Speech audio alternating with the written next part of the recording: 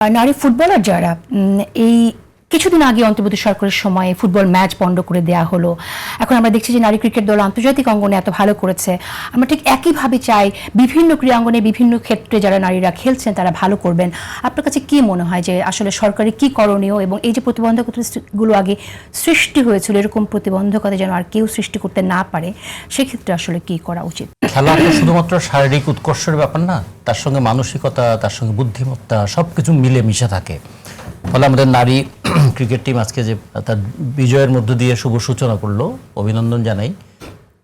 এটা কিন্তু স্বাভাবিক পরিবেশের চাইতে একটু ভিন্ন পরিবেশ।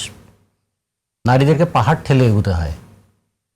যে নারী ক্রিকেট খেলছে, যখন আমরা সবাই উৎসাহিত হচ্ছি, আনন্দিত হচ্ছি, সেই নারী রাস্তায় পথ চলতে গিয়ে তাকে নানা বিড়ম্বনার মধ্যে পড়তে হয়। যে মেয়েটা আজকে একদম গহীন গ্রাম থেকে উঠে এসেছে, দারিদ্র্যের সঙ্গে লড়াই করে ফুটবলকে ভালোবেসে, তাকে যে কি বিড়ম্বনার মধ্যে পড়তে হয় সেটাও আমরা দেখেছি।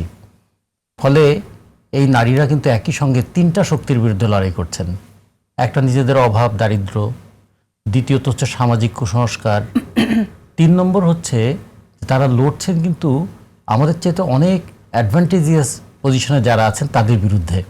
ফলে তাদের মনের জোর, তাদের প্রতিজ্ঞার জোর এবং দেশের প্রতি ভালোবাসা সব মিলে তারা যে আজকে এই জায়গায় এসে আমরা তাদেরকে অভিনন্দন জানাই। সাথে সাথে এটা বলতে চাই, নারী কেন, মানুষের বিকাশের পথে যত বাধা আছে সব বাধাই তো অপসারণ হওয়া উচিত। একজন মানুষ খেলতে পারবেন না কেন? সে নারী পুরুষটা পরের প্রশ্ন। সে খেলতে পারবে না কেন? সে আনন্দ প্রকাশ করতে পারবে না কেন? সে গান গাইতে পারবে না কেন? সে পথ চলতে পারবে না কেন? এই কেনগুলোর উত্তর পাওয়ার জন্যই তো আমরা ব্রিটিশের বিরুদ্ধে লড়াই করেছিলাম, পাকিস্তানের বিরুদ্ধে লড়াই করেছিলাম, স্বৈরশাসনের বিরুদ্ধে লড়াই করেছিলাম, গণতান্ত্রিক বিকাশের পথে বাধা দূর করতে চেয়েছিলাম।